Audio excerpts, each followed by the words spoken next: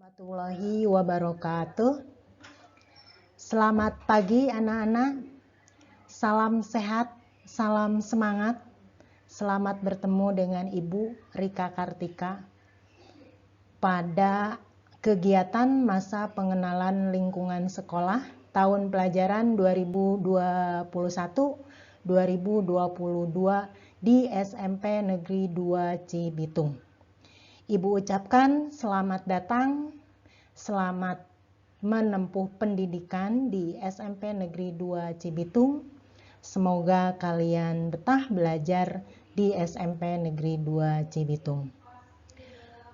Baiklah anak-anak, di masa pandemi ini, Ibu berharap kalian tetap selalu ingat dengan 3M, selalu mencuci tangan, menggunakan sabun di air yang mengalir. Kemudian apabila kalian ingin bepergian keluar karena mendesak, selalu menggunakan masker dan selalu menjaga jarak. Selain itu, tolong hindari kerumunan. Mudah-mudahan kalian semua selalu dilindungi oleh Allah Subhanahu wa Ta'ala, sehingga bisa mengikuti kegiatan yang pertama MPLS dan selanjutnya adalah kegiatan pembelajaran. Baiklah anak-anak, pada kesempatan kali ini Ibu akan menyampaikan atau mengenalkan kurikulum yang digunakan di SMP Negeri 2 Cibitung.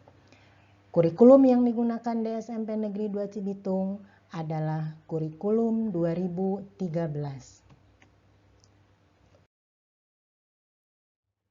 Apa saja yang perlu kalian ketahui berkaitan dengan kurikulum 2013? Di sini, Ibu akan memperkenalkan terlebih dahulu mata pelajaran yang sesuai dengan kurikulum 2013.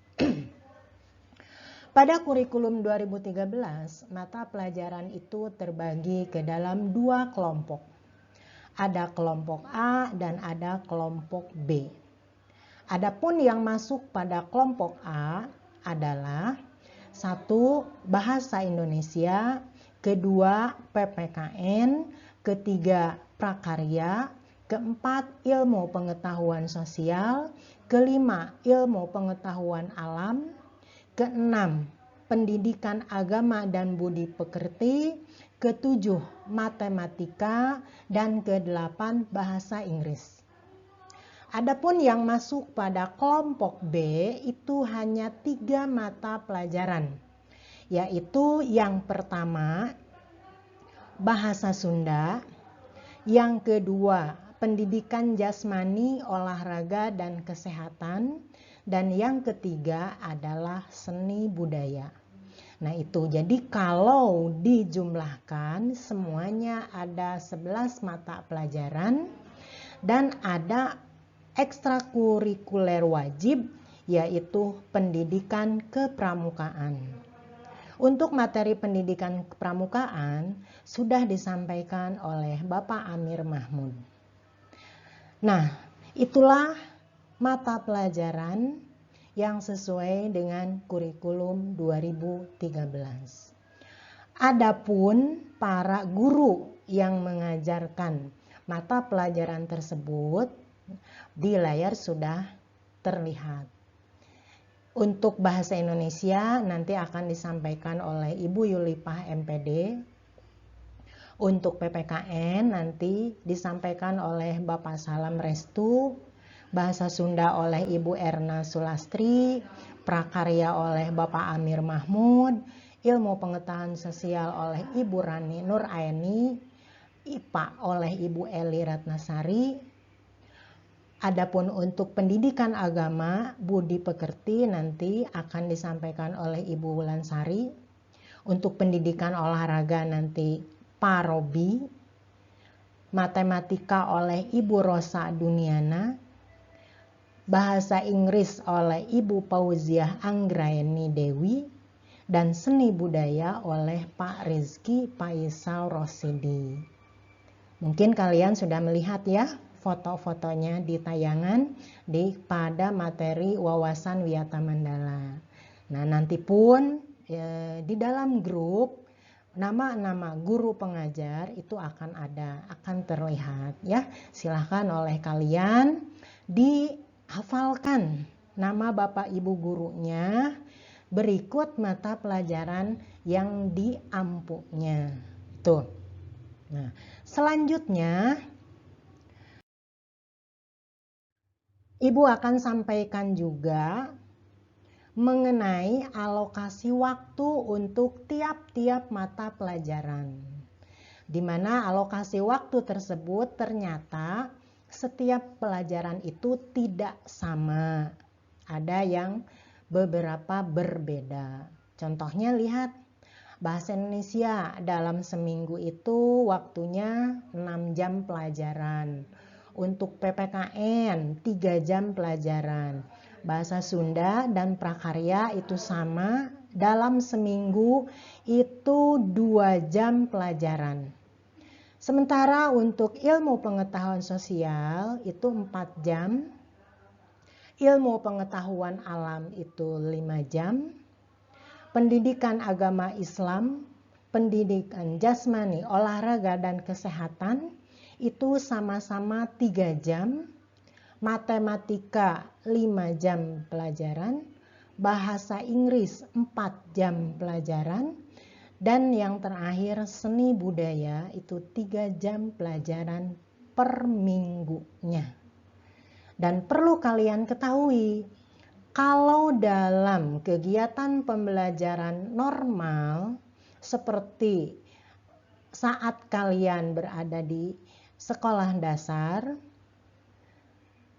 1 jam pelajarannya itu terhitung ada 40 menit. Tetapi karena sekarang di masa pandemi dan kalian sekarang belajar di rumah, maka ada perubahan. Jadi 1 jam pelajarannya tidak 40 menit, hanya 30 menit. Oleh karena itu, Ibu meminta gunakan waktu yang sedikit itu dengan belajar secara sungguh-sungguh. Jadi kalau kita jumlahkan dalam seminggu itu kurang lebih kalian belajar 40 jam pelajaran. Adapun untuk pendidikan kepramukaan sebagai ciri khas, salah satu ciri khas dari kurikulum 2013 itu tidak disampaikan dulu. Mudah-mudahan nanti kalau sudah normal, kita sudah belajar di sekolah bersama-sama, nah pendidikan kepramukaan pasti akan disampaikan kepada kalian. Itu ya. Nah, selanjutnya perlu kalian ketahui juga mengenai bagaimana pelaksanaan proses pembelajarannya dengan menggunakan kurikulum 2013. Nah, pada dasarnya itu hampir sama saja pada saat kalian belajar di SD. Itu ya. Mungkin tapi ada beberapa mungkin sedikit perbedaannya. Ya, nah itu. Pertama, Pak, ada yang dinamakan dengan kegiatan pendahuluan. Nah, pada kegiatan pendahuluan ini nanti Bapak Ibu guru bersama kalian itu yang pertama dilakukan pasti ada Bapak Ibu guru mengucapkan salam dan kalian wajib menjawab salam tersebut. Kemudian Bapak Ibu guru nanti akan meminta kalian untuk berdoa. Nah, biasanya silahkan kalian berdoa. Kemudian dilanjutkan dengan kegiatan absen untuk mengetahui kehadiran kalian. Setelah itu Bapak guru atau Ibu guru nanti akan mengondisikan suasana belajar yang menyenangkan, gitu ya. Kemudian Bapak Ibu guru nanti akan menyampaikan kompetensi dasar yang akan dicapai, kemudian serta manfaatnya dalam kehidupan sehari-hari. Selanjutnya, Bapak Ibu guru pun akan menyampaikan garis besar cakupan materi dan kegiatan yang akan dilakukan. Dan yang terakhir, pada kegiatan pendahuluan, Bapak dan Ibu guru nanti akan menyampaikan lingkup dan teknik penilaian yang akan digunakan. Itu ya. Nah, mengapa itu semua disampaikan di awal? Supaya kalian di dalam belajar sudah mendapatkan gambaran yang jelas tentang materi yang akan dipelajari, serta langkah-langkah kegiatan pembelajaran yang akan dilaksanakan, juga penilaian yang akan digunakan. Kalau sudah mengetahui itu semua, ketika memasuki kegiatan intinya, diharapkan kalian bisa mengikutinya dengan sebaik-baiknya. Nah, masuk kegiatan inti. Nah, pada kegiatan inti berarti proses pembelajaran berlangsung. Gitu ya. Nah, pada saat proses pembelajaran berlangsung, diharapkan kalian semua itu aktif. Ya, di kelas itu jangan diam saja. Jangan. Kalau ada hal yang tidak dipahami, silahkan bertanya. Gitu ya. Nah, adapun yang menjadi ciri khas dari kurikulum 2013 yaitu pendekatan yang digunakan, yaitu pendekatan keilmuan atau lebih dikenal dengan pendekatan saintifik yang disesuaikan dengan karakteristik mata pelajaran dan peserta didik, yaitu kalian. Tuh. Apa saja yang masuk dalam pendekatan saintifik itu kegiatannya? Nah, di sini bisa kalian lihat. Pada pendekatan saintifik, kegiatan yang pertama dilaksanakan adalah proses mengamati. Mengamati apa? Tentunya disesuaikan dengan mata pelajaran yang sedang dipelajari. Tuh. Kalau bahasa Indonesia biasanya yang diamati yaitu teks atau bacaan. Atau bisa kalau mau membuat puisi, contohnya bisa mengamati lingkungan sekitar. Kalau kalian di rumah berarti kalian bisa mengamati lingkungan sekitar rumah kalian itu ya. Kemudian setelah mengamati itu kegiatan berikutnya adalah menanya atau bertanya. Kalau kalian tidak bertanya, guru yang bertanya. Demi apa? Demi menggali informasi yang sudah kalian pahami. Sehingga guru akan mengetahui bagian mana yang memang belum kalian pahami. Gitu ya. Nah, barulah kegiatan berikutnya mengumpulkan informasi. Nah, untuk mengumpulkan informasi itu caranya banyak. Bisa dengan cara wawancara bertanya, bisa dengan cara membaca buku, mencari di internet materi-materi yang sesuai dengan mata pelajaran dan kompetensi dasar yang sedang dipelajari. Kemudian mencoba untuk membuat sebuah kesimpulan, dan yang terakhir bisa mengkomunikasikan kembali, melaporkan kembali apa-apa yang sudah kalian pelajari.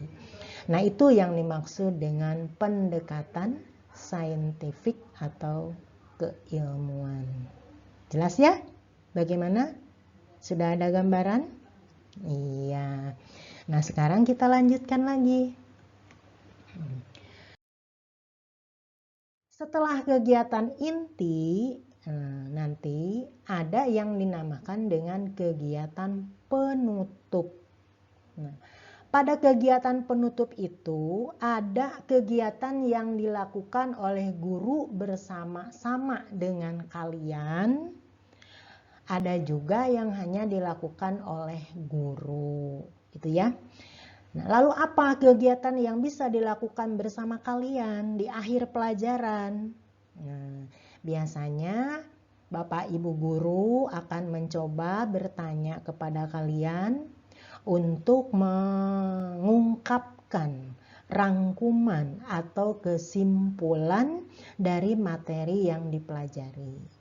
Kemudian biasanya Bapak Ibu guru akan bertanya kepada kalian mengenai perasaan apa yang terjadi setelah kalian mempelajari materi tersebut.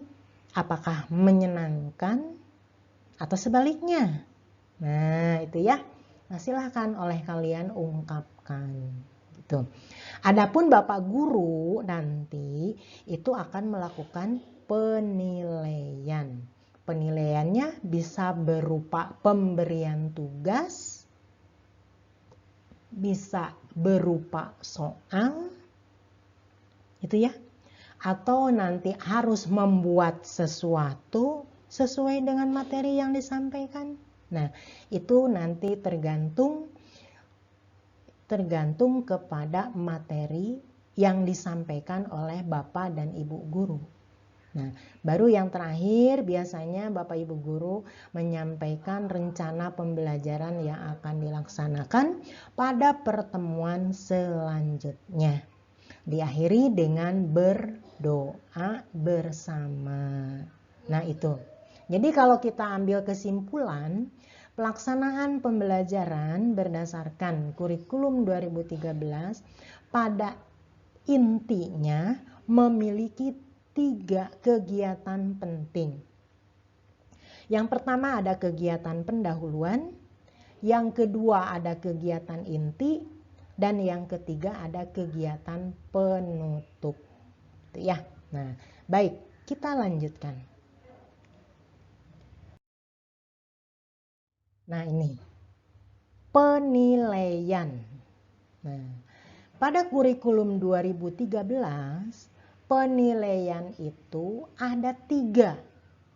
Yang pertama ada penilaian pengetahuan, yang kedua ada penilaian keterampilan, yang ketiga ada penilaian sikap. Nah, itu ada 3. Nah, lalu apa saja yang masuk dalam penilaian pengetahuan? Penilaian pengetahuan yang pertama itu penilaian harian, atau mungkin kalian mengenalnya dengan ulangan harian. Itu ya yang biasa dilaksanakan oleh Bapak dan Ibu guru. Nah, kalau tidak melaksanakan ulangan harian biasanya ada penugasan. Nah, penugasannya bisa individu, bisa juga kelompok.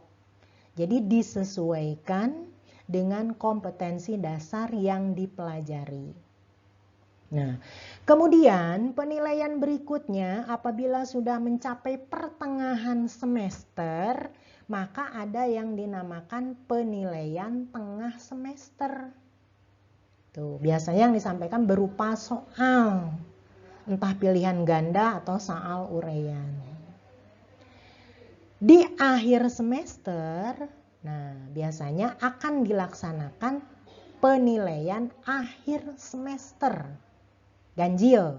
Nah, kalau yang genap biasanya dinamakan penilaian akhir tahun untuk penentuan kenaikan kelas. Nah, itu untuk aspek penilaian pengetahuan. Itu semua dilaksanakan. Tuh. Nah, penilaian yang kedua adalah keterampilan. Nah, ini ada lagi penilaian keterampilan itu ada 3. Ada praktik, gitu ya. Nah, kalau praktik biasanya contoh praktik berpidato. Nah, itu praktik namanya. Ya, kalian misalnya berpidato satu-satu atau praktik bercerita.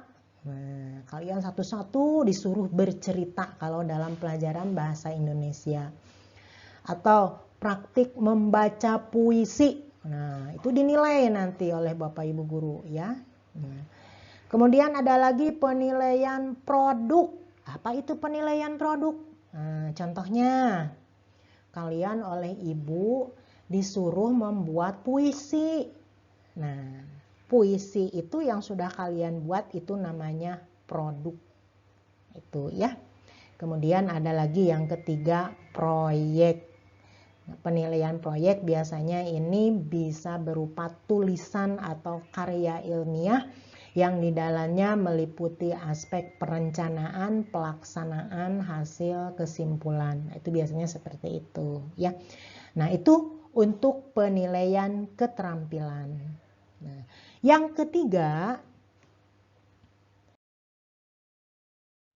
ada penilaian sikap dan perilaku. Nah, ternyata di kurikulum 2013 sikap dan perilaku kalian itu juga dinilai, gitu ya.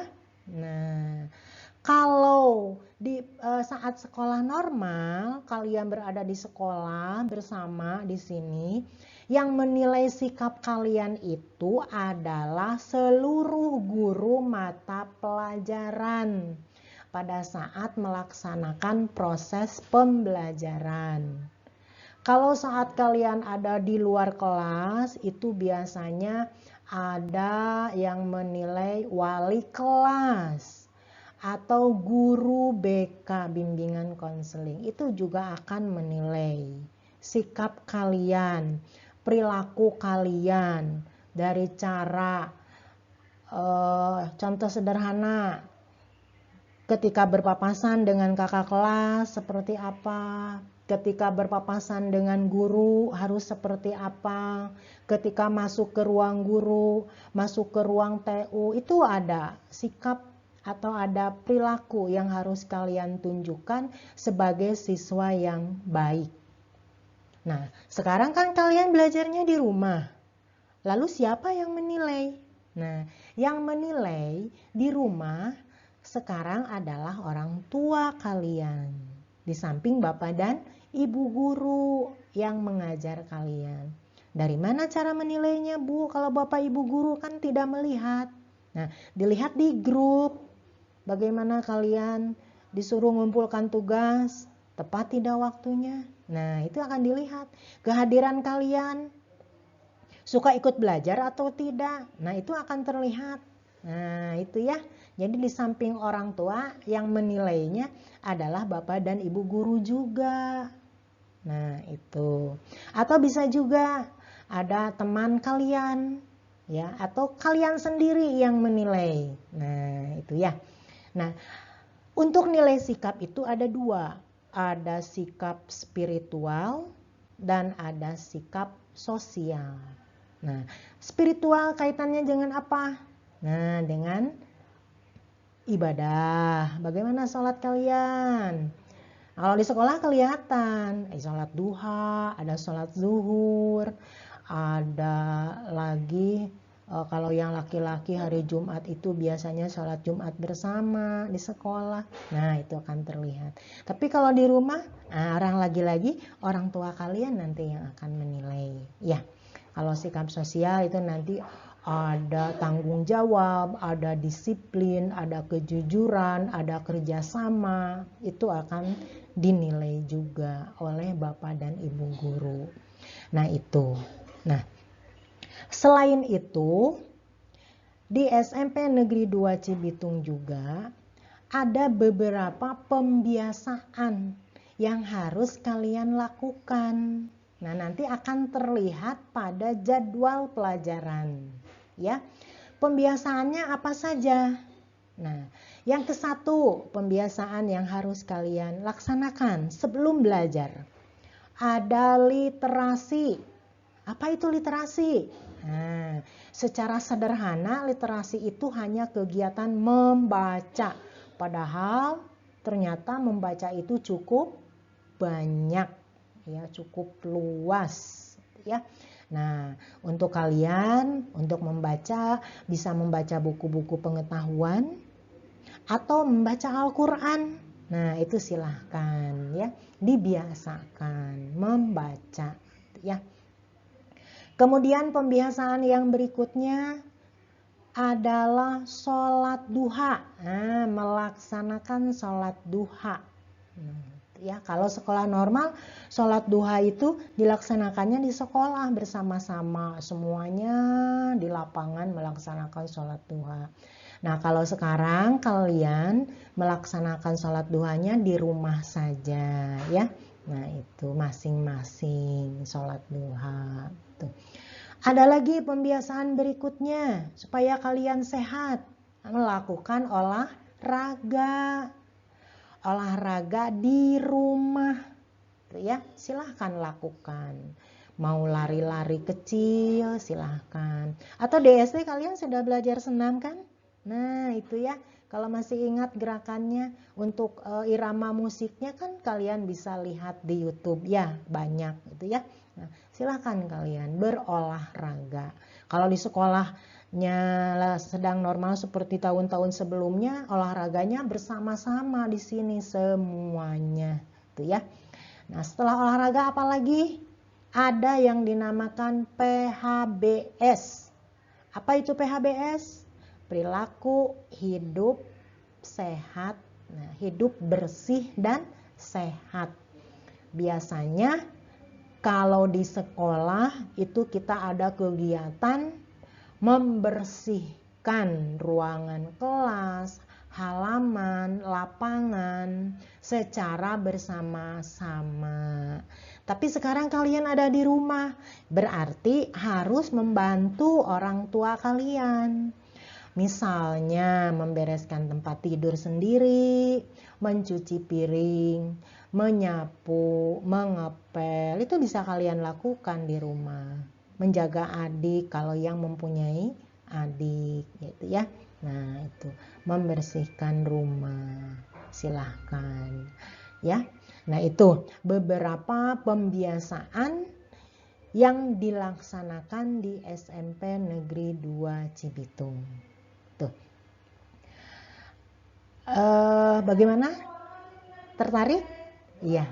Mudah-mudahan setelah kalian memahami, mendengarkan apa yang Ibu uraikan hari ini kaitan dengan penggunaan kurikulum di SMP Negeri 2 Cibitung, mudah-mudahan bisa menjadi motivasi kalian untuk belajar dengan semangat meskipun kita belajarnya lewat dunia maya lah ibaratnya ya. Lewat WA, tidak bertatap muka langsung. Dan kita selalu berdoa mudah-mudahan pandemi ini cepat berlalu sehingga kalian nanti bisa ke sekolah, bisa belajar bersama dengan Bapak dan Ibu guru. Ya. Demikian yang bisa Ibu sampaikan pada hari ini. Mudah-mudahan ada manfaatnya ya. Nah, apabila ada kesalahan, Ibu mohon maaf. Sebelum Ibu akhiri, kita ucapkan hamdalah bersama-sama. Alhamdulillahirabbil alamin. Wassalamualaikum warahmatullahi wabarakatuh.